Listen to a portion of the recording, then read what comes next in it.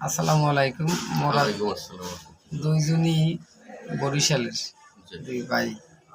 এখন কথা হইছে বরিশালের কিছু তো আঞ্চলিক কথা আছে। হুম, তা তো অবশ্যই। ধরো ঢাকায় কয় একটা মেয়ের যে মেয়ে দিকে আসো, একটা কাজে ডাকলে হুম, ওইটা আমাকে বরিশালের ভাষায় কি বলে? এই সেমরিয়ে দি গায় বা আবার কয় এ মাইয়েটা দি গায়। যাক, এটা বরিশালের ভাষায় এটা পাইলাম। এরপরে ধরো আর একটা শব্দ আছে যে ঢাকা আছে না, তরকারি বা কি সবজি দিয়ে খাইছেন, এটা আমাকে বরিশালে এইটা কি বলে? শালুন কয়, শালুন। সোজা শালুন কয়। যে কি শালুন দিয়ে খাইছো, কি হাক পাতা।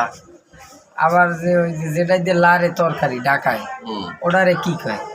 ঢাকায় কয় ঢাকায় কি করে না গ্রামে কয় উড়ি না, লাউত ঢাকায় কয় এই শুনছি খুন্তি, আর মগদাসে কয় চেরা বা লাহোর কইলে শালুনের চেরা। হ্যাঁ শালুনের চেরা। তারপরে যদি বলো যেমন তুমি মোর বাসায় আইসো, কইলাম যে আমি বাজার করি আই, এইটা আমাকে দেশে কি কয়? আটখালা যায় না মগদাসে কয় আট খোলে দেয় একটু বাজার একটু আট করে ওরা আইসে সদাই মদাই লই যাই সদাই মদাই লই যাই সদাই লই যাই। বাজার খাওয়া যাবে না।